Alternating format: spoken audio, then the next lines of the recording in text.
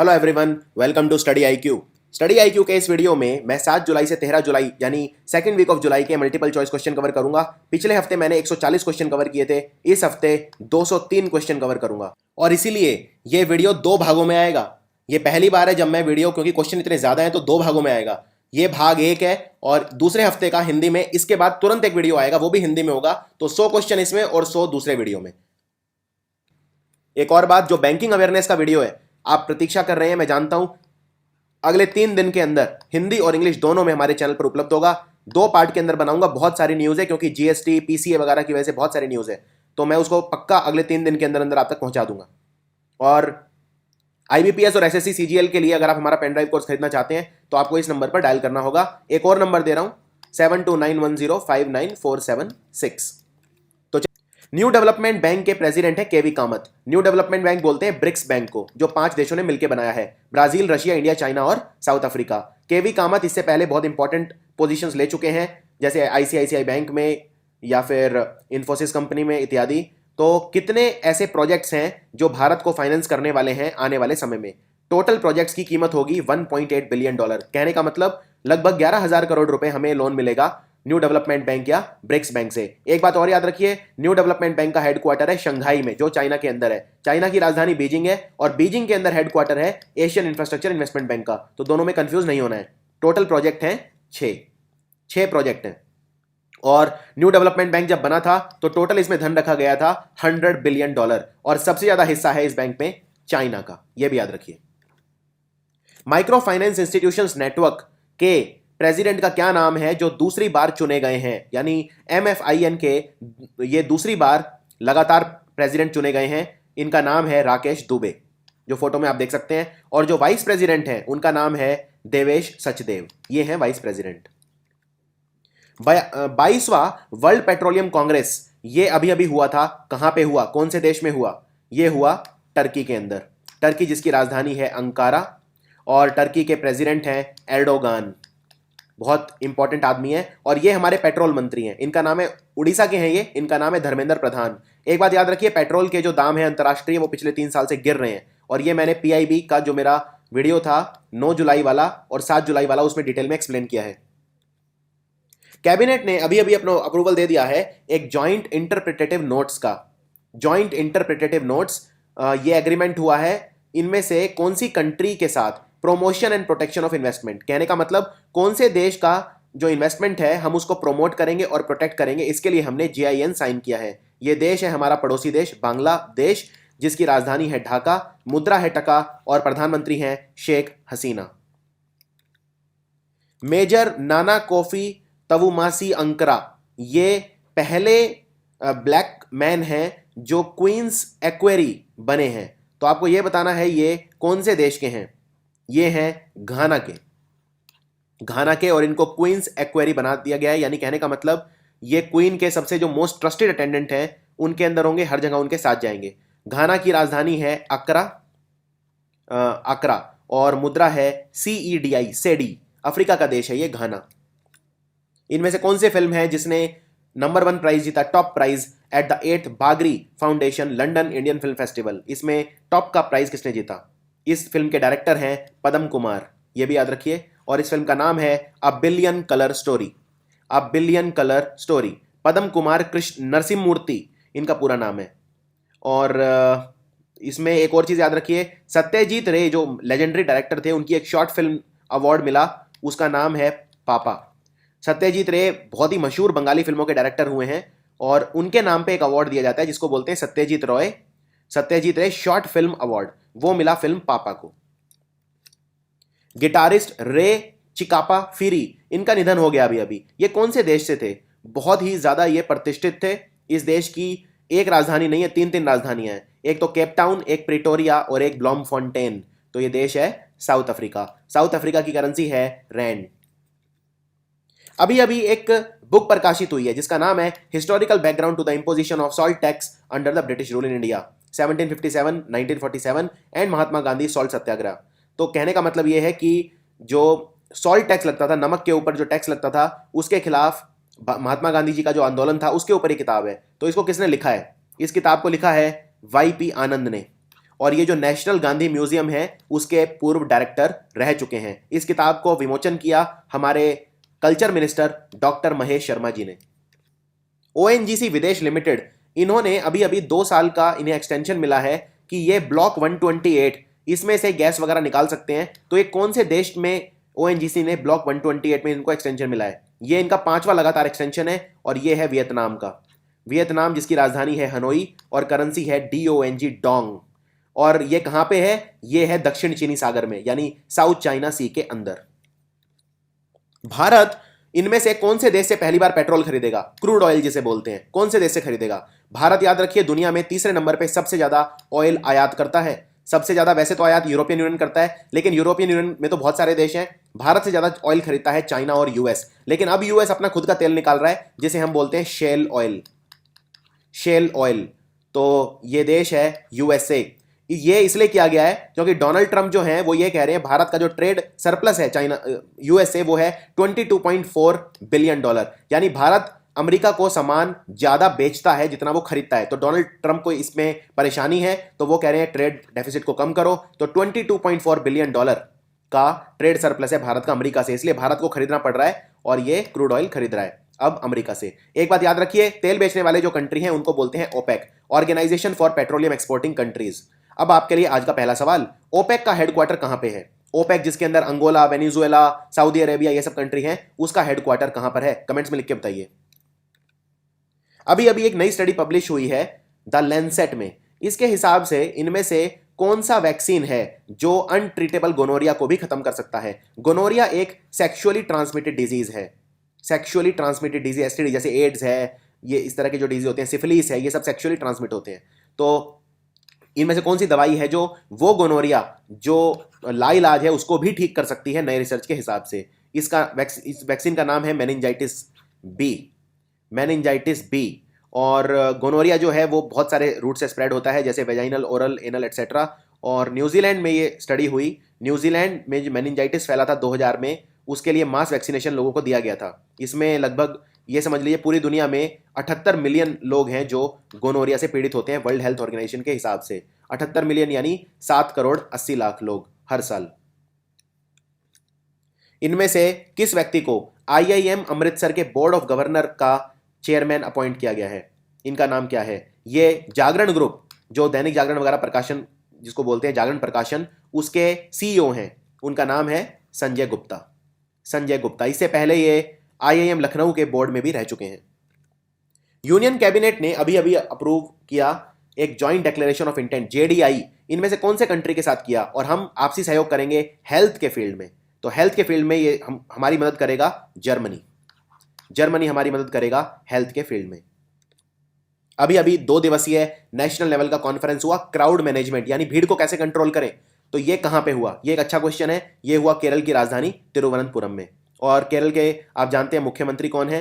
पहले आपको गवर्नर बताता हूं। आजकल एग्जाम में मुख्यमंत्री नहीं पूछते क्योंकि वो कॉमन हो गया है, गवर्नर पूछते हैं। P सदाशिवम गवर्नर है, मुख्यमंत्री है पिनरई विजयन, जो कि communist party of India Marxist party के हैं, CPIM।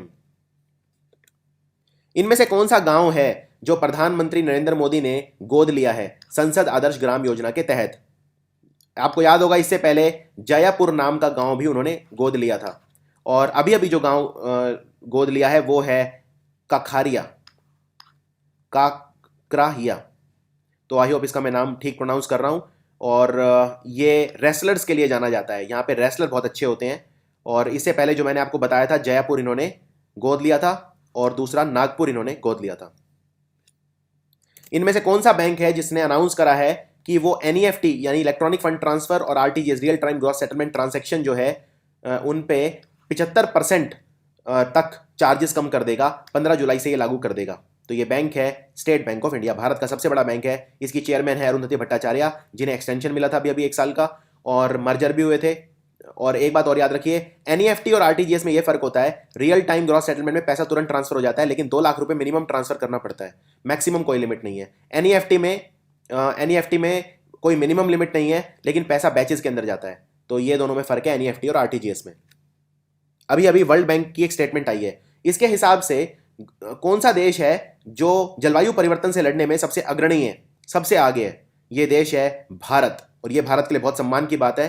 और भारत ने बहुत सारे ऐसे इनिशिएटिव्स लिए हैं जिनसे हम जो हमारी ग्लोबल ग्रीन हाउस एमिशन है वो कम करेंगे।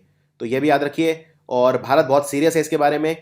और वर्ल्ड बैंक आप जानते हैं, इसकी जो सीईओ हैं उनका नाम है कर्स्टीना जॉर्जिएवा। वर्ल्ड बैंक के हिसाब से भारत का जीडीपी ग्रो करेगा 7.2% इस साल, यानी 2017-18 में, 1 अप्रैल 2017 से 31 मार्च 2018 तक। और आईएमएफ के हिसाब से हम ग्रो करेंगे 7.4%। तो ये सारी चीजें एकदम टिप्स पे होनी चाहिए आपके। वर्ल्ड बैंक के जो प्रेसिडेंट हैं उनका नाम है जिम योंग किम और इसका हेडक्वार्टर है वॉशिंगटन डीसी के अंदर। अभी अभी एक एनवायरमेंट फ्रेंडली ट्रांसपोर्टेशन सिस्टम, जैसा कि पोलैंड देश में है, यानी वातावरण पे अनुकूल प्रभाव इसका नहीं पड़ता, वैसा हमारा यातायात सिस्टम कहां पे, कौन सा शहर लगा रहा है? ये लगा रहा है गुरुग्राम। गुड़गांव का नया नाम गुरुग्राम। इलेक्ट्रिक बस चलेंगी यहां पे और इससे लगभग 4.5 लाख लीटर हमारा डीजल बचेगा और लगभग 1150 टन कार्बन डाइऑक्साइड बचेगी। Carbon dioxide green house gas है, वातावरण को गर्म करती है। तो जो ग्रीन हाउस गैसेज होती हैं उनमें कार्बन डाइऑक्साइड है, मीथेन है, वाटर वेपर है, और ये सब इनको ग्रीन हाउस गैस बोलते हैं, क्लोरोफ्लोरोकार्बन वगैरह ये सब। इनमें से कौन से राज्य की सरकार है जिन्होंने एक कोर फ्लैगशिप प्रोग्राम स्टार्ट करा है जिसका नाम है livelihood intervention and facilitation entrepreneurship, यानी लाइफ, शॉर्ट में लाइफ। कहने का मतलब जो नए उद्योग लगाना चाहते हैं ये उनकी मदद करेंगे। ये किया है मेघालय ने। और मेघालय ने इसमें 10 सेल्फ हेल्प ग्रुप जो हैं उनको मोटिवेट किया जाएगा कि वो एक बैंक की तरह काम करें और एक दूसरे की मदद करें। तो ये भी याद रखिए। और सेल्फ हेल्प ग्रुप के लिए एक बहुत इंपॉर्टेंट स्कीम भी नबार्ड ने लॉन्च करी थी जिसको 25 साल पूरे हो गए हैं, और नबार्ड को अब 36 साल पूरे हो गए हैं। नबार्ड बना था 1982 में। इनका 36वां फाउंडेशन डे, उस पर अरुण जेटली होंगे चीफ गेस्ट। मेघालय की राजधानी शिलोंग है। मेघालय में चेरापूंजी है जहां बहुत बारिश होती है, और दुनिया का सबसे गीला इलाका जिसे मौसिन राम बोलते हैं वो भी मेघालय में है। मेघालय के बारे में एक चीज और याद रखिए, यहाँ के गवर्नर है बनवारी लाल पुरोहित। बनवारी लाल पुरोहित असम के गवर्नर भी हैं और मेघालय के भी हैं। और यहाँ के मुख्यमंत्री हैं जिनकी फोटो देख रहे हैं आप, मुकुल संगमा। अगला सवाल है सेबी, जिसे बोलते हैं securities and exchange board of India. ये हमारा कैपिटल मार्केट रेगुलेटर है। तो सेबी ने अभी अभी कुछ संशोधन करे हैं ईएफआई की गाइडलाइंस में, यानी कि जो अब इंटरनेशनल फाइनेंशियल सर्विस सेंटर में ऑपरेट करना चाहते हैं वो कर पाएंगे। ईएफआई की फुल फॉर्म क्या है? ईएफआई को बोलते हैं eligible foreign investor. Eligible foreign investor. एक और बात याद रखिए, एक चीज होती है जिसे बोलते हैं एफपीआई, यानी फॉरेन पोर्टफोलियो इन्वेस्टर। तो अब जो रजिस्टर्ड नहीं है सेबी के साथ as a foreign portfolio investor, वो भी एलिजिबल फॉरेन इन्वेस्टर की तरह ट्रेडिंग कर पाएंगे आईएफएससी में। तो ये थोड़ा सा संशोधन करा है सेबी ने। अब आपके लिए आज का दूसरा सवाल, सेबी का हेडक्वार्टर कहां पर है? ये कमेंट्स में लिख के बताइए। इनमें से कौन सा राज्य है जिसने ये कहा है कि वो एक अंतरराष्ट्रीय दर्जे का स्पोर्ट्स सिटी बनाएंगे, इंटरनेशनल स्टैंडर्ड स्पोर्ट्स सिटी? तो ये बनाएगा ओडिशा। ओडिशा बनाएगा और इसका नाम होगा कलिंगा इंटरनेशनल स्पोर्ट्स सिटी, और इसको बनाया जाएगा भुवनेश्वर में। और उड़ीसा के गवर्नर कौन है? Doctor S C. जामिर, JAMIR। और नवीन पटनायक मुख्यमंत्री हैं बीजेडी के। फरजाने शराफ बानी, इन्हें कौन सी एयरलाइंस की ये पहली फीमेल सीईओ बनी है, चीफ एग्जीक्यूटिव ऑफिसर? कौन सी एयरलाइन है ये है ईरान एयरलाइन। Very important. 1940 के आसपास बनी थी एयरलाइन, तब से ये पहली फीमेल है जो इसको लीड करेंगी। और एक बात और बता देता हूं इनके बारे में, ये पहली ईरान की महिला है जिनके पास एक पीएचडी है एरोस्पेस इंजीनियरिंग के अंदर। तो ईरान के सबसे इंपॉर्टेंट व्यक्ति हैं हसन रूहानी, जो वहां के प्रेसिडेंट है, और ईरान की राजधानी है तेहरान। एक बात और याद रखिए ईरान के बारे में, ईरान में हम एक पोर्ट बना रहे हैं, बंदरगाह, जिसका नाम है छबार। ये भी याद रखिए। नीति आयोग के सीईओ हैं अमिताभ कांत। उनके हिसाब से इनमें से भारत का कौन सा वो राज्य नहीं है जो 3 बेस्ट परफॉर्मिंग राज्यों में से है ईज ऑफ डूइंग बिजनेस में? देखिए, ईज ऑफ डूइंग बिजनेस में हम बहुत पीछे हैं। हमारी रैंक है 130, पिछले साल थी 131। हमने सिर्फ एक ही पायदान इंप्रूव कर पाए हैं। सरकार ये कह रही है हम टॉप 50 में आना चाहते हैं, क्योंकि तभी भारत के अंदर इन्वेस्टमेंट ज्यादा आएगा। तो 3 हमारे राज्य हैं ईज ऑफ डूइंग बिजनेस में बहुत अच्छा कर रहे हैं। इनमें से कौन सा नहीं है? आंध्र प्रदेश बहुत अच्छा कर रहा है, तेलंगाना और गुजरात, यानी केरला नहीं है। तो तमिलनाडु, केरल और असम ये सबसे पीछे हैं। तमिलनाडु, केरल और असम सबसे पीछे हैं, और सबसे आगे कौन सा है? आंध्र प्रदेश, गुजरात और Telangana. These are among the 3 best performing states. Reserve bank of India इनमें से पब्लिक क्रेडिट रजिस्ट्री भारत में लगा रहा है, तो वो कौन सी प्रॉब्लम को सॉल्व करने के लिए लगा रहा है, ये बताइए। ये प्रॉब्लम है twin balance sheet problem. Twin balance sheet problem क्या होती है? ट्विन बैलेंस शीट प्रॉब्लम ये होती है अगर कोई उधार लेता है तो उसे वापस नहीं करता, इस वजह से जो बैंक के एसेट्स हैं वो कम होते जाते हैं, क्योंकि नॉन परफॉर्मिंग एसेट बढ़ते जाते हैं। तो जो जो वायबल एसेट्स हैं वो कम होते जाते हैं जो बैंक को लोन दे सकता है। इस वजह से बैंक की अर्निंग भी कम होती जाती है। तो एक बैलेंस शीट प्रॉब्लम बैंक के पास हो जाती है कि उनके एसेट्स कम हो रहे हैं, और दूसरी नॉन परफॉर्मिंग एसेट इकट्ठे होते जाते हैं, यानी कि जो डेट है वो बढ़ती जाती है क्योंकि जिस पर्सन ने लोन लिया है वो वापस नहीं चुका पाता है, डेट सर्विसिंग नहीं कर पाता है। तो इसको बोलते हैं ट्विन बैलेंस शीट प्रॉब्लम। और आरबीआई के डेप्यूटी गवर्नर जो वायरल आचार्य जिनका नाम है, तो विराल आचार्य ने ये 11वें स्टैटिस्टिक्स डे कॉन्फ्रेंस में कहा जो मुंबई के अंदर हुई थी। तो ये भी याद रखिए, ट्विन बैलेंस शीट प्रॉब्लम। हमारी हेल्थ मिनिस्ट्री जो है उन्होंने एक स्ट्रेटेजिक प्लान बनाया है। हम मलेरिया को खत्म कर देंगे, इसके लिए हमने टारगेट रखा है। कितने सालों के अंदर मलेरिया को खत्म कर देंगे? तो ये हम 5 साल के अंदर मलेरिया को खत्म कर देंगे, ये टारगेट है। और मतलब जो प्लान है वो 5 साल के लिए है, और 2027 तक प्लान बनाया है, हम मलेरिया को खत्म कर देंगे। वर्ल्ड हेल्थ ऑर्गेनाइजेशन के हिसाब से पूरे साउथ ईस्ट एशिया के अंदर जो मलेरिया के केस हैं 75% केस WHO के हिसाब से उसमें इंडिया में है। और इस स्ट्रेटेजिक प्लान का नाम रखा है 2017-2022, और फिर इसके बाद एक और स्ट्रेटेजिक प्लान होगा। तो टोटल मतलब एक तरह से देखा जाए तो 10 साल का प्लान है ये। तो 5 साल का एक बार में होगा, तो आंसर में 5 साल मार्क करना है आपको। जो पिछला क्वेश्चन था इसमें एक बात याद रखिए नीति आयोग में कि इसके जो चेयरमैन है वो है प्रधानमंत्री मोदी और वाइस चेयरमैन है अरविंद पंगरिया। और हेल्थ मिनिस्टर की फोटो आप देख सकते हैं यहाँ पे, JP नड्डा इनका नाम है। मलेरिया जो है वो जिसके काटने से फैलता है वो उसको बोलते हैं फीमेल एनोफ्लिस, और जो पैरासाइट होता है इसमें जो वास्तव में आपको नुकसान पहुंचाता है वो है प्लाज्मोडियम। यानी मच्छर है एनोफ्लिस फीमेल वाला, मेल नहीं, और जो पैरासाइट है वो है प्लाज्मोडियम।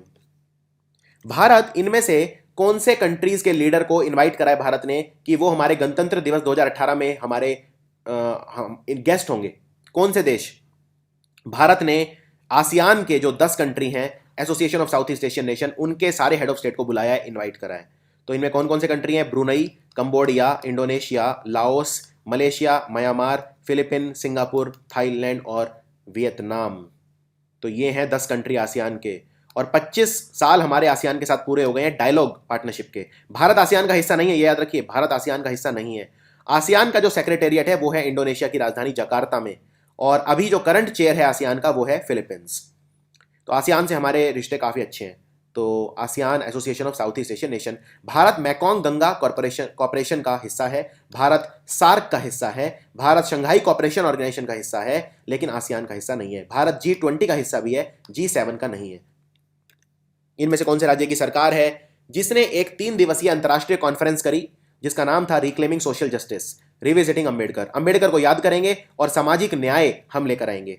इस मुद्दे पर यह करा कर्नाटका ने। यूनिवर्सिटी ऑफ एग्रीकल्चर साइंस जो बेंगलुरु में है वहां पर यह हुई। कर्नाटका के मुख्यमंत्री कौन है? इनका नाम है सिद्धरमैया, और ये कांग्रेस पार्टी के हैं। कर्नाटक के गवर्नर हैं वाजूभाई वाला। वाजूभाई वाला।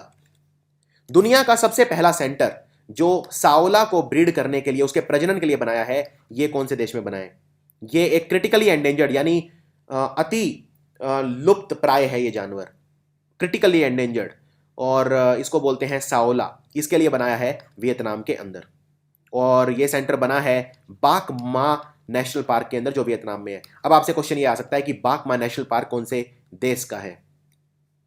तो वियतनाम की राजधानी हनोई है, ये मैं आपको बता चुका हूं, और मुद्रा क्या है? डोंग। पहला अंतरराष्ट्रीय एविएशन सिक्योरिटी सेमिनार ये NSG द्वारा ऑर्गेनाइज किया गया कौन से शहर के अंदर? ये ऑर्गेनाइज किया गया गुड़गांव के अंदर, गुरुग्राम, और जो चीफ गेस्ट थे वो थे राजीव प्रताप रूडी। और हमारे जो नागरिक उड्डयन मंत्री हैं वो कौन है? अशोक गजपति राजू। अब आपके लिए आज का तीसरा सवाल, राजीव प्रताप रूडी कौन सा मंत्रालय जो है उसके अंदर मिनिस्टर ऑफ स्टेट है? कमेंट्स में लिख के बताइए।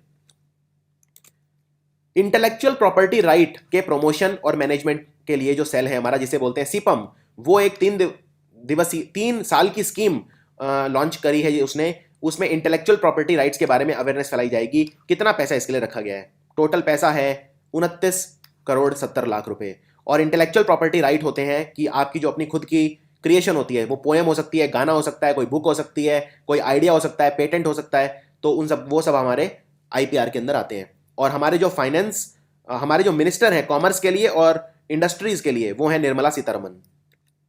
भारतीय रेलवेज ने अभी अभी लॉन्च करा virtual server rail cloud. Rail cloud ये एक सर्वर है हमारा इंडियन रेलवेज का। इसको किसने डेवलप करा है? कौन सी कंपनी ने बनाया है? ये बनाया है रेलटेल ने। रेलटेल की अपनी कंपनी है, 53 करोड़ रुपए इसमें खर्च हुए हैं। ये इंटरनल सिक्योरिटी सिस्टम है, इनबिल्ट सिक्योरिटी सिस्टम है रेलवे का, जो हमारी कनेक्टिविटी अच्छी करेगा। 2 दिवसीय एक रीजनल कॉन्फ्रेंस हुई अभी गुड गवर्नेंस के ऊपर, सुशासन के ऊपर, और इसमें बेस्ट प्रैक्टिसेस जो हैं सुशासन के लिए उनको डिस्कस किया गया। ये कहाँ पे हुई? ये अभी अभी हुई नैनीताल के अंदर। नैनीताल है उत्तराखंड में, और उत्तराखंड के मुख्यमंत्री हैं त्रिवेंद्र सिंह रावत। जो त्रिवेंद्र सिंह रावत यहाँ के नए मुख्यमंत्री हैं उत्तराखंड के, और के पॉल जो दिल्ली के एक वक्त कमिश्नर थे, के पॉल यहाँ के गवर्नर हैं। और गुड गवर्नेंस डे भी मनाया जाता है 25 दिसंबर को, क्रिसमस डे, क्योंकि वो अटल बिहारी वाजपेयी जी का जन्मदिन भी होता है। इनमें से कौन से राज्य की सरकार है जिसने अनाउंस करा है कि वो फ्री मेडिकल इंश्योरेंस देगी 10 लाख रुपए तक का? किनको देगी? जो भी अभी वहां के विधायक हैं फॉर्मर, और अभी उनको, उनके परिवारों को। तो ये कौन से राज्य ने अनाउंस करा है? फ्री मेडिकल इंश्योरेंस मिलेगा विधायकों के परिवारों को। ये अनाउंस करा अभी अभी महाराष्ट्र की सरकार ने। गठबंधन सरकार है बीजेपी शिवसेना की, देवेंद्र फडणवीस मुख्यमंत्री हैं और सी विद्यासागर राव यहाँ के गवर्नर हैं। इनमें से कौन सा अरब कंट्री है जिसने अनाउंस करा है कि वो लड़कियों को अब पब्लिक स्कूल के अंदर, जो भी सरकारी स्कूल है उनमें फिजिकल एजुकेशन नाम का जो सब्जेक्ट है वो पढ़ने देगा? ये अनाउंस करा है सऊदी अरेबिया ने। सऊदी अरेबिया ने, इसकी राजधानी है रियाद और करेंसी है रियाल, सऊदी अरब। अगला सवाल है ग्लोबल फैमिली प्लानिंग समिट। ये अभी अभी कहाँ पे हुआ? फैमिली प्लानिंग बोलते हैं जब हम परिवार को कंट्रोल करते हैं, परिवार नियोजन करते हैं, उसे बोलते हैं। तो इसके लिए हुआ। और एक बात याद रखिए, हम अभी सस्टेनेबल डेवलपमेंट गोल फॉलो कर रहे हैं 193 देश, यानी कि हम एजेंडा 2030 फॉलो कर रहे हैं। 2030 तक हमारे सारे टिकाऊ विकास के जो गोल्स हैं उनको पूरा करना है, एजेंडा 2030। और इन्होंने इस मीटिंग में ये डिसाइड किया कि हम फैमिली प्लानिंग 2020 तक कोशिश करेंगे सारे कंट्री। ये लंदन के अंदर हुआ, लंदन के अंदर। ये लंदन किसकी राजधानी है? इंग्लैंड की। हमारी जो कैबिनेट है उन्होंने कहा है कि हम ये 2 चीजें लगा रहे हैं, एक तो इंटरनेशनल राइस रिसर्च इंस्टीट्यूट, चावल पर रिसर्च करेंगे, और दूसरा south Asian regional centre, south Asia regional centre. कहाँ पे लगेंगे? दोनों बनाए जाएंगे वाराणसी में। वाराणसी हेरिटेज सिटी भी कहते हैं। वाराणसी ये नरेंद्र मोदी जी का लोकसभा चुनाव क्षेत्र भी है। हमारी सरकार ने शुगर की डंपिंग भारत में रोकने के लिए उस पर जो इंपोर्ट ड्यूटी है वो 40% से बढ़ा के कितनी कर दी है? देखिए इसका मतलब क्या है क्वेश्चन का।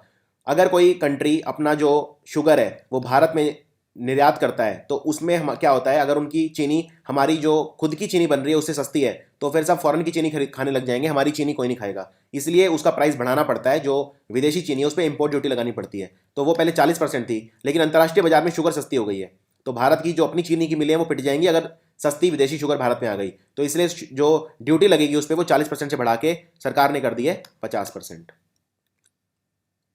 श्रीलंका का कप्तान किसे नियुक्त किया गया है वनडे के लिए और T20 के लिए? यानी श्रीलंका के जो नए कैप्टन है वो कौन है? श्रीलंका के नए कैप्टन होंगे उपुल थरंगा, और जो टेस्ट टीम के कैप्टन होंगे दोनों अलग अलग हैं। इनका नाम है दिनेश चंदीमल। दिनेश चंदीमल हैं टेस्ट टीम के कप्तान, और उपुल थरंगा हैं वनडे और T20 के। तो वनडे T20 के पहले जो कैप्टन थे वो थे एंजेलो मैथ्यूज, उन्होंने रिजाइन कर दिया। निसान जो कंपनी है गाड़ियों की, उन्होंने अपना नया जो इंडिया के लिए प्रेसिडेंट है वो किसे बनाया है? ये मिस्टर गुइलामे सिकार्ड को रिप्लेस करेंगे। इनका नाम है थॉमस कुहेल, बस नाम याद रखिए, थॉमस कुहेल। और ये जो निसान कंपनी है ये जापान की कंपनी है। जापान की गाड़ियों की कंपनी बहुत पॉपुलर होती हैं, जैसे टोयोटा दुनिया की नंबर 1 कंपनी है। टोयोटा इस वक्त सबसे ज़्यादा गाड़ियाँ टोयोटा की बिकती हैं, लगातार 5 साल तक टोयोटा नंबर 1 कंपनी चल रही है। और फिर और भी हैं, मित्सुबिशी है, होंडा है, मजदा, आपने सुना होगी कंपनी मजदा, सुजुकी वगैरह, ये सब जापान की गाड़ियों की कंपनी है। जापान को मैच सिर्फ जर्मनी कर सकता है। जर्मनी की है BMW, Audi, Porsche, Ferrari Italy की है, जर्मनी की नहीं है। फरारी और फिएट ये 2 कंपनी इटली की हैं, बाकी ज़्यादातर जर्मनी की कंपनी है। चलिए आगे बढ़ते हैं। अभी जो मेज़ है, ये एक फसल होती है मेज़, और मेज़ को हम मक्का भी बोलते हैं, कौन, मक्का या भुट्टा, कई जगह भुट्टा भी बोलते हैं उसे।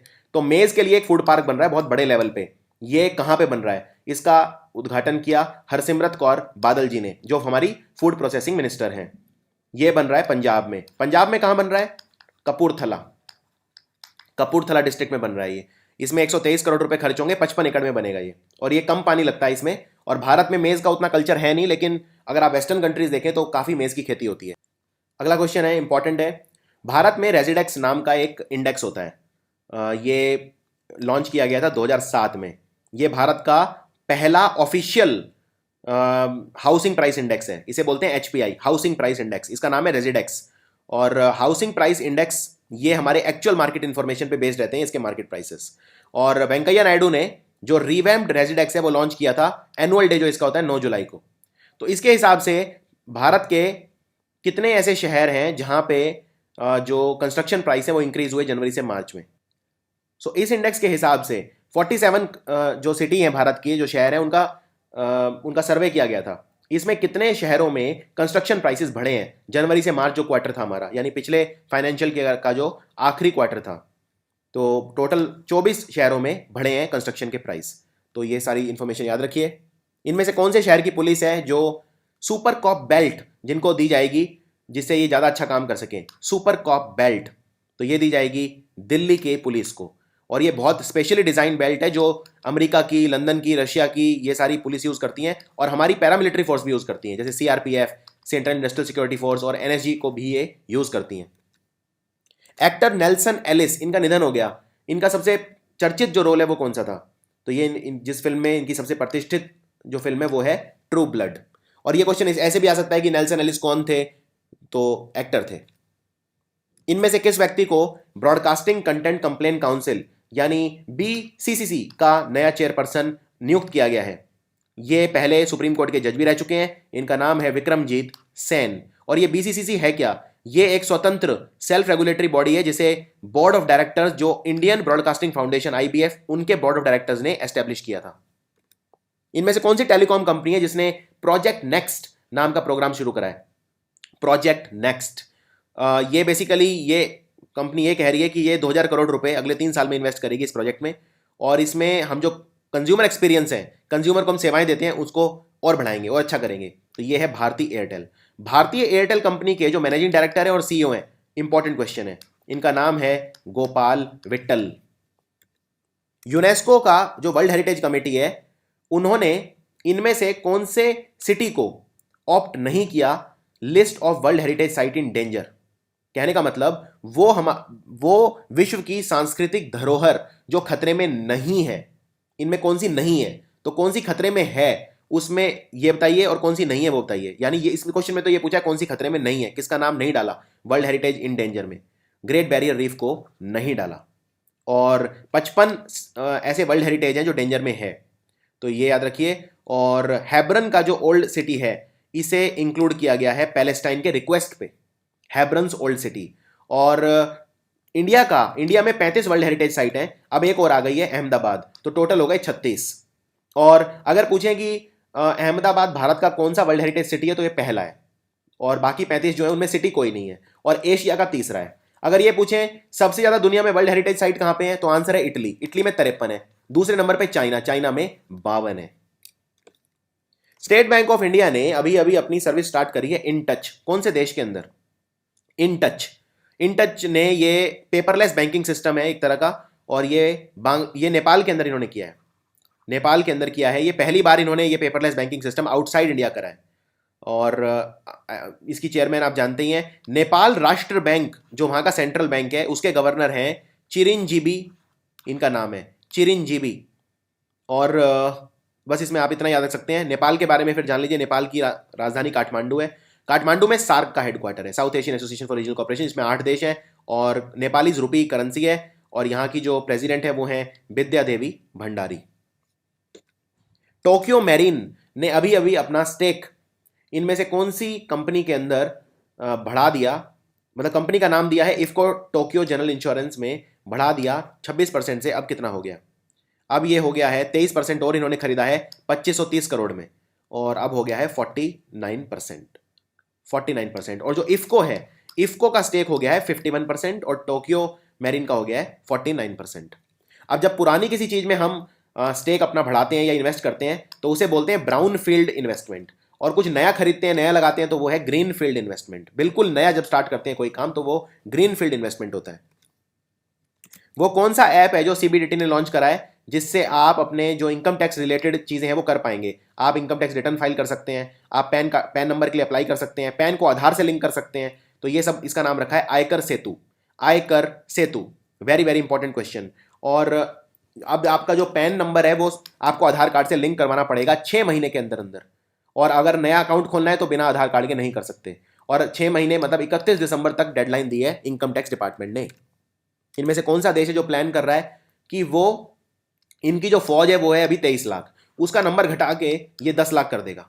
ये कौन सा देश है? ये है चाइना। और चाइना से हमारी अभी प्रॉब्लम चल रही है डोकालम में। भूटान का एरिया है, भूटान चाइना का डिस्प्यूटेड एरिया है, वहाँ पे चाइना सड़क बना रहा था हमारे ट्राई जंक्शन तक, तो उसे खतरा ये हो जाता कि हमारे जो 7 स्टेट्स हैं वो खतरे में आ जाते, उनकी सिक्योरिटी। तो ये दिक्कत चल रही है। Maruti Suzuki sportsman of the year, ये अवार्ड किसे मिला है? ये अवार्ड मिला है पीवी सिंधु को, sportsman of the year. PV Sindhu ने ओलंपिक खेलों में सिल्वर मेडल भी जीता और बहुत सारे टूर्नामेंट जीते हैं। और कोच ऑफ द ईयर का अवार्ड मिला, पीवी सिंधु के ही कोच हैं, इनका नाम है गोपी चंद। और एक और खिलाड़ी बैडमिंटन में धूम मचा रहे हैं, इनका नाम है किदम्बी श्रीकांत। वर्ल्ड नंबर 8 पहुंच गए हैं ये, और इन्होंने चेन लॉन्ग को हरा दिया जो ओलंपिक गोल्ड मेडलिस्ट हैं। इससे पहले 2014 में लिन डैन को भी हरा दिया था जो ओलंपिक गोल्ड मेडलिस्ट ये भी हैं। तो दो ओलंपिक गोल्ड मेडलिस्ट को हरा चुके हैं।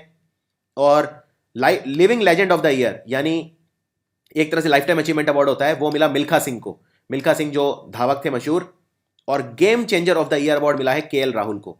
गेम चेंजर मतलब जो गेम को तुरंत पलट दे। और लाइफ टाइम अचीवमेंट अवार्ड मिला है अभिनव बिंद्रा को, जिन्होंने गोल्ड मेडल जीता था 2008 के बीजिंग ओलंपिक्स में। तो मिल्खा सिंह को मिला living legend of the year, और लाइफ टाइम अचीवमेंट मिला। थोड़ा सा फर्क है अवार्ड्स में, हालांकि थीम वाइज एक ही है। इनमें से कौन सा देश है जिसने अभी अभी terminal high altitude area defence system का सक्सेसफुल ट्रायल करा है? इसको बोलते हैं थाड, THAAD। आपको याद होगा ये अमेरिका ने साउथ कोरिया में लगाया था, और ये देश है अमेरिका। तो ये अमेरिका का सिस्टम है, ये मिसाइल को हवा में ही मार गिरा सकता है, इसको बोलते हैं थाड। राष्ट्रपति प्रणब मुखर्जी, इन्होंने लॉन्च करे 3 डिजिटल इनिशिएटिव एजुकेशन सेक्टर के अंदर, इनमें से कौन सा नहीं है? तो नेशनल एकेडमिक डेपोजिटरी ये बिल्कुल है। नेशनल एकेडमिक डेपोजिटरी जो है, इसमें आप अपने सर्टिफिकेट वगैरह सारे ऑनलाइन जमा कर सकते हो और इंस्टीट्यूट से वेरीफाई करवा सकते हो। स्वयं प्रभा ये भी है। स्वयं एक प्लेटफॉर्म है, एजुकेशन प्लेटफॉर्म, इस पर आप अपने वीडियो अपलोड कर सकते हो और सबको पढ़ा सकते हो। तो शिक्षा साथी नहीं है, सो आंसर है शिक्षा साथी। ये 3 है। और हमारे एजुकेशन डिपार्टमेंट जो है HRD के अंदर आता है, मानव संसाधन विकास मंत्रालय के अंदर आता है, और हमारे इसके लिए मिनिस्टर हैं प्रकाश जावड़ेकर। इनमें से कौन सा बैंक है जिसने एक MSMEs को असिस्ट करने के लिए, मतलब जो माइक्रो स्मॉल और मीडियम एंटरप्राइजेज हैं हमारा भारत का 45% जो एक्सपोर्ट है वो इन्हीं से होता है, और लगभग इसमें लाखों लोग हैं जिनको रोजगार मिलता है। MSME ये हमारे प्रायोरिटी सेक्टर के अंदर भी आता है, इसीलिए इसको GST कंप्लायंट, GST रेडी बनाने के लिए, क्योंकि GST आसानी से समझ में नहीं आएगा सबको, इसके लिए इस बैंक ने एक प्रोग्राम लॉन्च करा है। तो ये बैंक कौन सा है? ये बैंक है येस बैंक। और येस बैंक के जो MD और CEO हैं वो है राणा कपूर, इसका हेडक्वार्टर मुंबई में है, और इस प्रोग्राम का नाम है येस GST। चाइना ने कौन से देश में, अफ्रीका का छोटा सा देश है, इसमें अपना मिलिट्री बेस बना लिया है? तो ये चाइना अपना जो आधिपत्य जमाना चाहता है, इसके लिए कोशिश करता रहता है। ये देश है जिबूटी। सुपर इंपॉर्टेंट क्वेश्चन है ये, जिबूटी। अगर आप इंटरनेशनल रिलेशंस देखें तो ये काफी इंपॉर्टेंट हो सकता है। दुनिया का सबसे कम उम्र की गोल्फ चैंपियन कौन बनी? इन्होंने लेडीज यूरोपियन थाईलैंड चैंपियनशिप जीत ली। ये दुनिया की सबसे यंग है। तो इनका नाम क्या है? इनका नाम है अथाया थिट्टुकुल। अथाया थिट्टिकुल। ये प्रोफेशनल गोल्फ टूर था वुमेन के लिए। अभी अभी एक मोबाइल ऐप लॉन्च हुई है जिसका नाम है GST रेट फाइंडर। ये किसने लॉन्च करी है? इसमें बेसिकली क्या है कि आप कोई भी प्रोडक्ट है, देखिए आप जानते हैं कई प्रोडक्ट सस्ते होंगे, कई महंगे होंगे, तो जो सस्ते और महंगे प्रोडक्ट वगैरह हो रहे हैं उनके नए दाम वगैरह ये सब पता करने के लिए आप GST रेट फाइंडर का इस्तेमाल कर सकते हैं। इस ऐप को लॉन्च किसने करा? अरुण जेटली ने लॉन्च किया। और एक इन्होंने वेबसाइट भी लॉन्च करी है जो CBEC की तरफ से है, क्योंकि central board of excise and custom की तरफ से, क्योंकि GST इनडायरेक्ट टैक्स है तो CBEC के अंदर आता है। इनमें से कौन सी कंपनी है जिसे यूनिलीवर ग्लोबल डेवलपमेंट अवार्ड मिला 20th responsible business award ceremony जो लंदन के अंदर हुई थी? ये कंपनी है वाटर हेल्थ इंटरनेशनल। और इन्होंने जो क्लीन और अफोर्डेबल ड्रिंकिंग वाटर है वो काफ़ी लोगों तक पहुंचाया, भारत में, घाना में और नाइजीरिया में। इसके लिए इन्हें दिया गया। वाटर हेल्थ जो है इसका ऑपरेटिंग हेडक्वार्टर अभी हैदराबाद में है, इंडिया में, और ये अमेरिका बेस्ड कंपनी है। पहला लंग ट्रांसप्लांट, ये भारत के, लंग ट्रांसप्लांट मतलब किसी और का लंग, किसी और के फेफड़े आपके अंदर लगा दिए जाएं, तो उसको बोलते हैं लंग ट्रांसप्लांट। तो ये भारत के कौन से हॉस्पिटल में अभी अभी किया गया है? ये किया गया PGIMER चंडीगढ़ में, PGI चंडीगढ़ के अंदर। कौन सा बैंक है जो OPIC और वेल्स फार्गो से $150 मिलियन की फंडिंग ले रहा है वुमेन एंटरप्रेन्योर्स को सपोर्ट करने के लिए, और लघु और छोटे जो उद्योग हैं MSMEs उनको सपोर्ट करने के लिए भारत में? ये OPIC बोलते हैं overseas private investment corporation, America का है ये। तो इससे कौन सा बैंक पैसा उठा रहा है? ये बैंक है येस बैंक। अगेन इसके मैनेजिंग डायरेक्टर और CEO है राणा कपूर। गाउर घोष, इनका भी अभी निधन हो गया। ये कौन सा खेल खेलते थे? ये बहुत मशहूर क्रिकेट खिलाड़ी थे, बंगाल के, और झारखंड की तरफ से भी ये खेल चुके हैं। तो आंसर है क्रिकेट। इनमें से कौन सी यूनिवर्सिटी के साइंटिस्ट हैं जिन्होंने पहला बैटरी लेस सेलफोन बना दिया है, ऐसा मोबाइल फोन जिसमें बैटरी ही नहीं है, बैटरी लेस। ये कमाल करके दिखाया यूनिवर्सिटी ऑफ वॉशिंगटन के साइंटिस्ट ने। ये लगभग जीरो पावर कंज्यूम करता है और ये जो रेडियो सिग्नल या लाइट उन्हीं से ही एनर्जी ले लेगा। तीसरा, सालाना CII confederation of Indian industry score card 2017 जो स्पोर्ट्स के ऊपर हुआ, ये कहां पे हुआ? CII score card. ये डायरेक्टर जनरल जो है CII के वो है चंद्रजीत बैनर्जी, ये हुआ नई दिल्ली के अंदर। इनमें से कौन से राज्य की सरकार है जिसने डिसाइड करा है कि वो अपने सारे ब्रांचेस अपने जो डिस्ट्रिक्ट सेंट्रल कोऑपरेटिव बैंक के हैं वो स्टेट कोऑपरेटिव बैंक के साथ मर्ज कर देगा, मिला देगा? ये निर्णय लिया छत्तीसगढ़ ने। छत्तीसगढ़ के जो गवर्नर हैं वो बहुत कम लोग जानते हैं, उनका नाम है बलरामजी दास टंडन और चीफ मिनिस्टर है doctor Raman Singh. Food and agriculture organisation और organisation of economic cooperation and development OECD और FAO के हिसाब से भारत जो है वो दूध का सबसे बड़ा निर्माता, सबसे बड़ा उत्पादक बन जाएगा पूरी दुनिया में। कौन से साल तक? कौन से साल तक? और भारत अपना जो टोटल मिल्क प्रोडक्शन है वो ट्रिपल कर देगा, ऐसा उनका मानना है। ये साल है 2026। 2026 तक हम सबसे बड़े मिल्क के प्रोड्यूसर हो जाएंगे। फूड एंड एग्रीकल्चर ऑर्गेनाइजेशन का हेडक्वार्टर है रोम में और OECD का कहाँ है? पेरिस में। पेरिस में और किसी का भी है? यूनेस्को का है। इनमें से कौन से भारत के खिलाड़ी हैं जिन्होंने South Asian open squash championship जीत ली जो एडिलेड में हुई थी? एडिलेड है ऑस्ट्रेलिया में, ऑस्ट्रेलिया की राजधानी है कैनबरा और ऑस्ट्रेलिया के प्रधानमंत्री हैं मैलकॉम टर्नबुल। इन खिलाड़ी का नाम है हरिंदर पाल संधू और ये इनका 8th टाइटल है, ये भी याद रखिए। इन्होंने ऑस्ट्रेलिया के खिलाड़ी को हराया जिनका नाम है मिस्टर डाउलिंग, मिस्टर डाउलिंग। इनमें से कौन सा राज्य है जो पहला राज्य बना है जिन्होंने महिलाओं को एक इंजेक्टेबल कॉन्ट्रासेप्टिव फ्री में प्रदान किया और इनके प्रोग्राम का नाम है अंतरा। ये इंजेक्टेबल कॉन्ट्रासेप्टिव है जिससे अनवांटेड प्रेगनेंसी ना हो। ये किया महाराष्ट्र की सरकार ने। ये 3 महीने तक काम करता है, तो 3 महीने तक फिर बच्चा नहीं होगा। ये एक तरह के एंटी प्रेगनेंसी वो है। और ये जो केमिकल है इंजेक्टेबल कॉन्ट्रासेप्टिव, ये इसका नाम है MPA। इसे बोलते हैं मोड्रॉक्सी प्रोजेस्टेरोन एसीटेट। अगर एग्जाम में आ जाए तो घबराइए मत, medroxy progesterone acetate. Department of economic affairs का सेक्रेटरी कौन बना है? ये अपॉइंटमेंट से क्वेश्चन है, ये सारे इंपॉर्टेंट होते हैं। सुभाष चंद्र गर्ग नाम है इनका, सुभाष चंद्र गर्ग। और इससे पहले कौन थे? Shaktikanta Das, Shaktikanta Das. Cabinet committee on economic affair ने अभी अभी अप्रूव करा कि जो नेशनल हाईवे 39 है मणिपुर में, इम्फाल से मोरा सेक्शन उसका 65 किलोमीटर का, वो अपग्रेड कर दिया जाएगा। तो इस पर कितना खर्चा आएगा? इस पर खर्चा आएगा 1630 करोड़ रुपए टोटल। और ये एशियन डेवलपमेंट बैंक ने भी लोन दिया है इसके लिए, तो ये याद रखिए, एशियन डेवलपमेंट बैंक जिसका हेडक्वार्टर मनीला में, फिलीपींस की राजधानी में। और इसके अलावा सोलापुर से बीजापुर, ये NH52 ये भी डेवलप होगा महाराष्ट्र में और कर्नाटक में। तो सोलापुर से बीजापुर महाराष्ट्र और कर्नाटक के अंदर, इस पे लगेंगे लगभग 1900 करोड़ रुपए। अगर एकदम एग्जैक्ट फिगर चाहिए तो 1889 करोड़ रुपए। लुइस इनासियो लूला दा सिल्वा, इन्हें 10 साल की सजा हो गई भ्रष्टाचार के आरोप में। ये कौन से देश के पूर्व राष्ट्रपति हैं? ये राष्ट्रपति हैं ब्राजील के। अभी तो ब्राजील का बहुत बुरा हाल है। और अभी हैं मिशेल टमेर वहाँ के राष्ट्रपति। ये पूर्व राष्ट्रपति हैं, इनको 10 साल की सजा हो गई है। ये 2003 से 2011 तक ब्राजील के राष्ट्रपति थे। और वहाँ की तेल की कंपनी है जिसका नाम है पेट्रोब्रास, उसके साथ मिलकर इन्होंने खूब पैसा बनाया। तो ब्राज़ील की जो मुद्रा है वो है रियाल, ब्राज़ीलियन रियाल बोलते हैं, और कैपिटल है ब्राज़ीलिया। भारत की जो फुटबॉल टीम है उन्होंने अपनी सबसे अच्छी रैंकिंग फीफा में रजिस्टर करी है पिछले 20 सालों में। क्या रैंकिंग है? हमारी सबसे अच्छी थी 94, ये थी फरवरी 1996 में। तो लगभग 21 साल हो गए अब, 21 साल। और हमारी रैंकिंग अभी 96 है। मतलब इतिहास में सबसे अच्छी 94 थी, 96 के अंदर, 1996 में, अभी 96 है। और फीफा रैंकिंग, फीफा का हेडक्वार्टर कहाँ पे है? जूरिक में है। फीफा के प्रेसिडेंट है जियानी इन्फेंटिनो। 22 देशों का नाटो मिलिट्री ड्रिल हुआ जिसका नाम है साबर गार्डियन, ये भी अभी हुआ। तो ये कौन से देश के अंदर चल रहा है? साबर गार्डियन। नाटो का हेडक्वार्टर है ब्रुसेल्स में, और ब्रुसेल्स है बेल्जियम की राजधानी। तो इनमें बल्गेरिया, हंगरी और रोमानिया तीनों के अंदर ये होगा। तो आंसर है ऑल ऑफ दी अबव। 25,000 सैनिक होंगे जो इसके अंदर हिस्सा लेंगे। और बल्गेरिया की राजधानी है सोफिया, हंगरी की बुदापेस्ट और रोमानिया की बुकारेस्ट। एप्पल, जो मशहूर कंपनी एप्पल, ये अपना डेटा सेंटर इनमें से कौन से देश में लगा रहा है? वहाँ के जो लोकल लॉज हैं उनसे कंप्लाई करने के लिए, यानी कि जो इन्फॉर्मेशन स्टोर करना पड़ेगा वो उसी कंट्री के अंदर करना पड़ेगा, इसीलिए ये इसी कंट्री के अंदर अपना डेटा सेंटर भी लगा रहा है। ये देश है चाइना। चाइना में काफ़ी स्ट्रिक्ट रूल्स हैं और चाइना की जो राजधानी है वो बीजिंग है। शी जिनपिंग जो है वो यहाँ के प्रेसिडेंट हैं और रेनमिन भी है यहाँ की करेंसी। अगला सवाल है, थोड़ा सा अटपटा है। पहले पहले मर्द कौन है ब्रिटेन के जिन्होंने बच्चे को जन्म दिया? अब आप कहेंगे मर्द कैसे बच्चे को जन्म दे सकता है? एक्चुअली ये पहले महिला थी, इन्होंने फिर ये मैन में कन्वर्ट हो गई, मतलब इन्होंने ये ट्रांसजेंडर, इन्होंने सेक्स चेंज ऑपरेशन करवा लिया। तो इनका नाम है Hayden cross.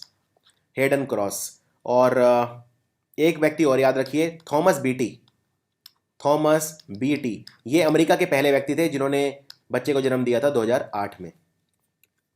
World heritage committee, इनका भी अभी जो सालाना अधिवेशन है वो कहाँ पे हुआ? वर्ल्ड हेरिटेज कमेटी का कौन से देश में हुआ? ये एक जगह हुआ जिसका नाम है क्राकाओ। क्राकाओ कहाँ पे है? पोलैंड। और पोलैंड की राजधानी है वारसाओ। और इन्होंने 21 नए वर्ल्ड हेरिटेज साइट डिक्लेयर करे। 21। बैंक ऑफ बड़ौदा ये कितना पैसा उठा रहा है? 81 कैपिटल बॉन्ड इशू कर रहा है जो बेजल 3 कैपिटल रेगुलेशन से कंप्लायंट है। तो बैंक ऑफ बड़ौदा कितना पैसा उठा रहा है? टोटल 3000 करोड़ रुपए ये रेज करेगा। और united bank of India raise करेगा 500 करोड़। बैंक ऑफ बड़ौदा जो है इसका हेडक्वार्टर बड़ोदरा में, जो गुजरात में है, और इसके एमडी और सीईओ हैं P S. Jayakumar. P S. Jayakumar bond issue कर रहा है, यानी कि डेट इंस्ट्रूमेंट है एक तरह का। ये अपना डेट जो है वो सेल करेगा और बदले में फिक्स इंटरेस्ट देगा। बेजल 3 कंप्लायंट हैं हम 31 मार्च 2019। ये याद रखिए, हमें कैपिटल एडिक्वेसी रेशियो मेंटेन करना है। आरएसएस की वेबसाइट लॉन्च करी है मध्य प्रदेश के मुख्यमंत्री शिवराज सिंह चौहान ने। इस राष्ट्रीय स्वयंसेवक संघ की जो वेबसाइट है इसका क्या नाम है? इसका नाम है सेवा गाथा। सेवा गाथा। और आरएसएस के फाउंडर थे हेगवार। तो इनका नाम याद रखिए, श्री हेगवार। इनमें से कौन सा मेट्रोपॉलिटन एरिया है जो हम एक्सपेंड कर रहे हैं 8,878 स्क्वायर किलोमीटर में? पहले सिर्फ 1189 स्क्वायर किलोमीटर में था। इसमें जो नेबरिंग डिस्ट्रिक्ट है वो भी हम इंक्लूड कर रहे हैं। तो कौन से मेट्रोपॉलिटन एरिया के लिए कर रहे हैं? ये हम कर रहे हैं चेन्नई के लिए, चेन्नई। और इसमें हम कांचीपुरम डिस्ट्रिक्ट है और एक है तिरुवल्लुवर, इन दोनों को भी मिला रहे हैं चेन्नई के अंदर। भारत का पहला high speed rail training centre कहां पे लग रहा है? High speed rail training centre लग रहा है गांधीनगर में। गांधीनगर गुजरात की राजधानी है गांधीनगर। और गांधीनगर में अभी अभी टेक्सटाइल का एक बहुत बड़ा मेगा टेक्सटाइल फेयर भी हुआ था। खुद प्रधानमंत्री मोदी वहां पे आए, कपड़ा मंत्री स्मृति ईरानी भी वहां पे आई थी, क्योंकि टेक्सटाइल जो है वो एग्रीकल्चर के बाद सबसे ज्यादा रोजगार देता है। और टोटल ये रेल ट्रेनिंग सेंटर में 600 करोड़ रुपए खर्च होंगे और 2020 तक ये स्टार्ट हो जाएगा और बुलेट ट्रेन आ जाएगी 2023 में। वर्ल्ड पॉपुलेशन डे ये 11 जुलाई को हम मनाते हैं। तो इसका थीम क्या था? इसका थीम था family planning empowering people developing Nations, यानी परिवार नियोजन जो है वो राष्ट्र सशक्तिकरण करेगा और लोगों का सशक्तिकरण भी करेगा। ये 1989 में स्टार्ट हुआ था। पूर्व बॉलर लोनबाबो टसोटसोब, ये 8 साल के लिए इन पे प्रतिबंध लगा दिया है, ये क्रिकेट नहीं खेलेंगे। तो ये कौन से देश के खिलाड़ी हैं? ये हैं साउथ अफ्रीका के खिलाड़ी और मैच फिक्सिंग कर रहे थे, पकड़े गए और इनका नाम है लोनबाबो सोटसोब। इनमें से कौन सा राज्य है जो लेटेस्ट राज्य बना है जिसने 7वें पे कमीशन के रिकमेंडेशन मान लिए हैं अपने गवर्नमेंट एम्प्लॉयज के लिए?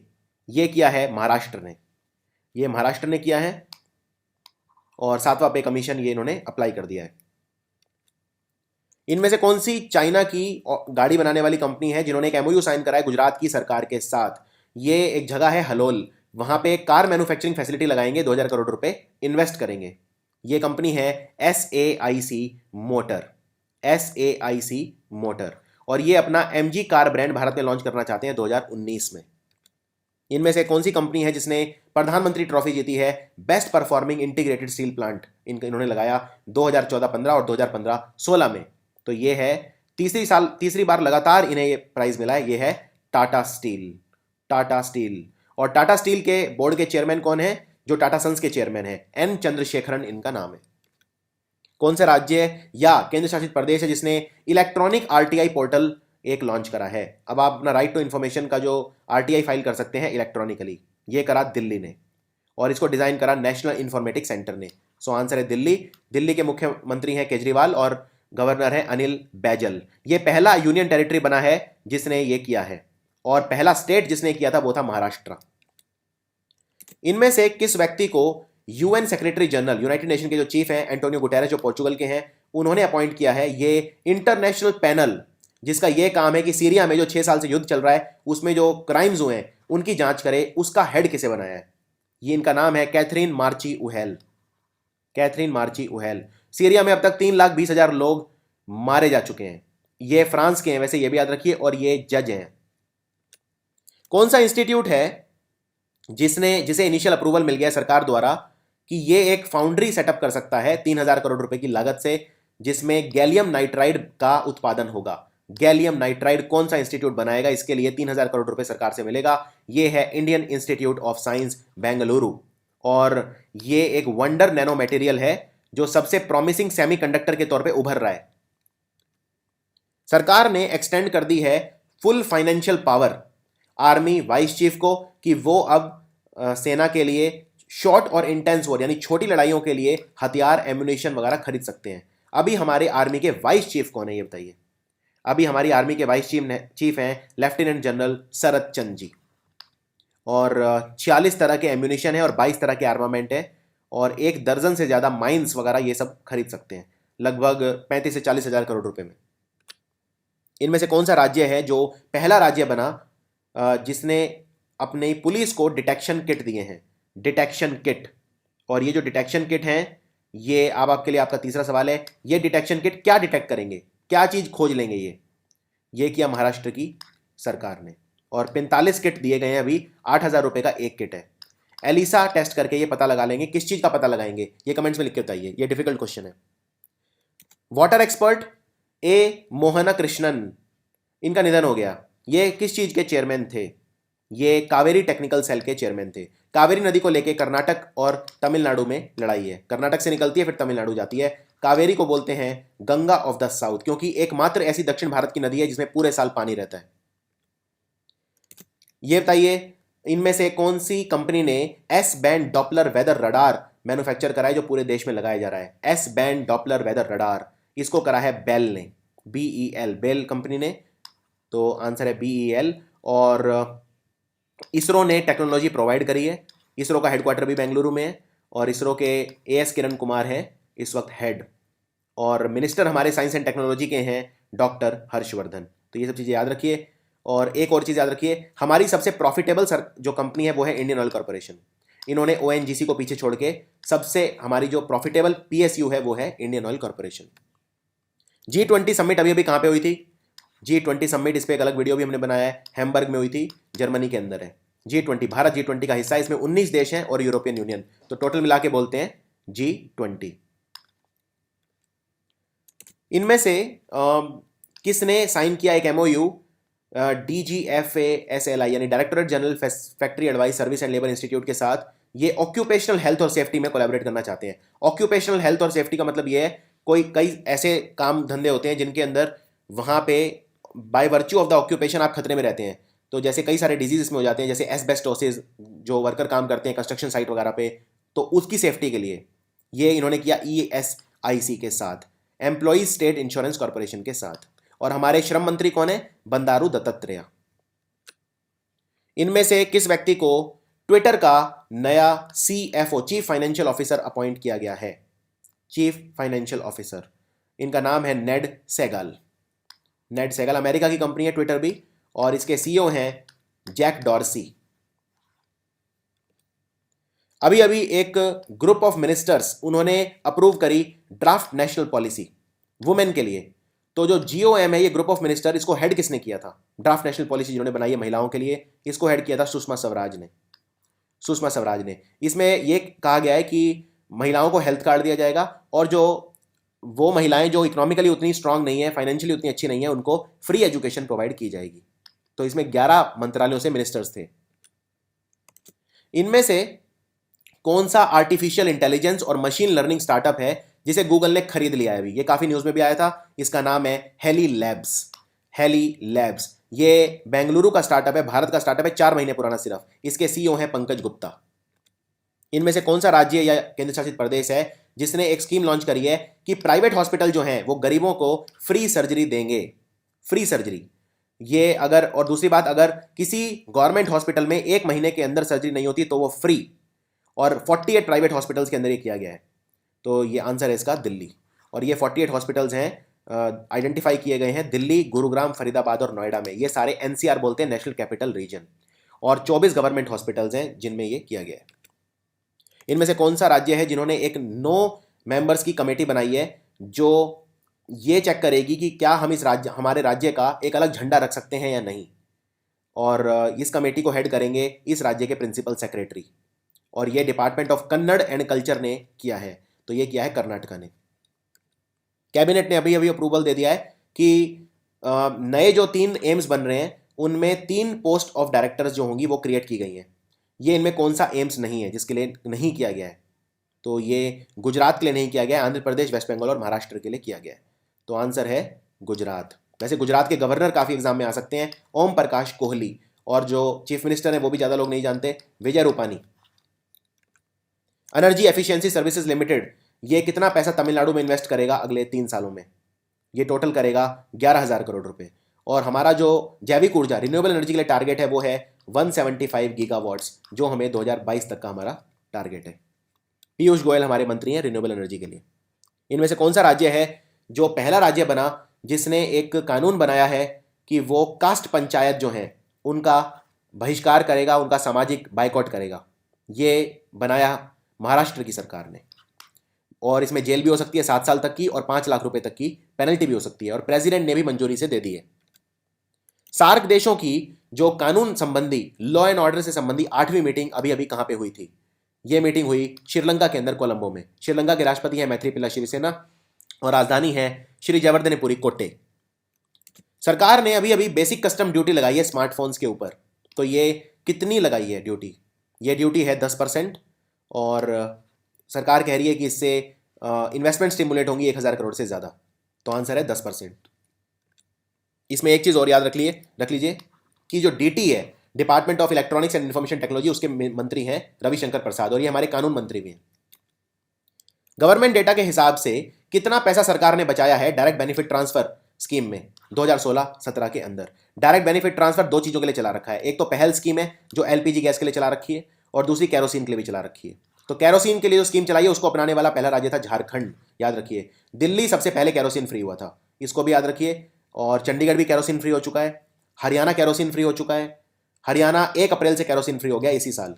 और जो पहल स्कीम है ये एलपीजी के लिए चलाई थी, और इसमें भी काफ़ी पैसा सरकार ने क्लेम किया था कि हमने बचाया है। तो टोटल ये कह रहे हैं कि हमने सेव करा है 57,000 करोड़ रुपए सेव करा है। और इनमें से कई सारी स्कीम है जो आधार से लिंक की जा चुकी हैं, सुप्रीम कोर्ट ने अलाउ कर दिया था। तो जो डायरेक्ट बेनिफिट ट्रांसफर स्कीम है और मनरेगा, दोनों को आधार से जोड़ा जा चुका है। इनमें से कौन सी कंपनी है जिसे गोल्डन पीकॉक अवार्ड मिला है एनवायरमेंट मैनेजमेंट के लिए? इस कंपनी का नाम है डेनफॉस इंडिया, डेनफॉस इंडिया। और ये award Indian railways organisation for alternate fuel, मैं रिपीट करता हूं, Indian railways organisation for alternate fuel को भी मिला है। 2 कंपनियों को मिला है, और टोटल 47 अवार्ड दिए गए थे। IROAF को इसलिए मिला है क्योंकि इन्होंने एक ऐसा ईंधन बनाया है रेलवेज के लिए जिसमें आप 20% डीजल को रिप्लेस कर सकते हैं सीएनजी से, कंप्रेस्ड नेचुरल गैस से। इससे पोल्यूशन कम होगा। और डेनफॉस को भी मिला है। ये 19th world Congress on environment management हुआ, वहां पे अवार्ड दिए गए थे। गोल्डन पीकॉक जो अवार्ड है दिए जाते हैं कॉर्पोरेट एक्सीलेंस के लिए। सरकार ने अभी अभी कंज्यूमर प्रोटेक्शन कानूनों को उसमें संशोधन करा है। अब इसमें जेल भी हो गई, डाल दी है, और फाइन कितने रुपए तक का डाला है? अगर आप नए पोस्ट जीएसटी रेट प्रिंट नहीं करते और पुराने रेट पे आप प्रोडक्ट बेचेंगे तो कितने रुपए तक का फाइन हो सकता है आपको? फाइन अब आपको होगा 1 लाख रुपए तक का। सो आंसर है 1 लाख। इसके लिए कमेटी बनी थी, और हेल्पलाइन नंबर्स भी बढ़ा दिए हैं। हमारे कंज्यूमर अफेयर जो मिनिस्टर हैं वो हैं रामविलास पासवान, ये भी याद रखिए। तो कई चीज़ें जीएसटी के बाद सस्ती हुई हैं, तो अगर आप सस्ती नहीं करते, उसका बेनिफिट कंज्यूमर्स को नहीं बेचते, तो आपको 1 लाख रुपए तक का जुर्माना और जेल भी हो सकती है। इन आधार अ बायोमेट्रिक हिस्ट्री, ये किताब किसने ऑथर करी है? इस किताब के ऑथर कौन है? इस किताब को लिखा है शंकर अय्यर ने। आधार के बारे में एक चीज़ जान लीजिए कि आधार जो है ये सुप्रीम कोर्ट ने 2015 में रूलिंग दी थी जिसमें कहा था कुछ चीज़ों को छोड़ के आप आधार अनिवार्य नहीं कर सकते, वॉलंटरी रहेगा। अब सरकार सोशल सिक्योरिटी स्कीम्स के लिए भी आधार लाना चाहती है, social security scheme, mid day meals वगैरह के लिए भी। तो इसमें सुप्रीम कोर्ट अपना फैसला सुनाएगा। और सरकार ने 2016 में पास किया था आधार एक्ट। आधार एक्ट। और आधार शुरू कब हुआ था? 2009 में। तो ये भी याद रखिए। UIDAI सरकार ने एक एग्जीक्यूटिव डिसीजन के थ्रू क्रिएट किया था। तो ये सब तथ्य याद रखिए। ये था आखिरी क्वेश्चन। और एक बात याद रखिए, इस हफ्ते के क्वेश्चन 200 हैं, तो अभी 108 कवर करें हैं, यानी इस हफ्ते का करंट अफेयर 2 भागों में मैं डालूंगा, 2 भागों में। तो ये उसका भाग 1 है। भाग 2 इसके थोड़ी देर बाद आप तक आएगा हिंदी भाषा में। Thanks for watching.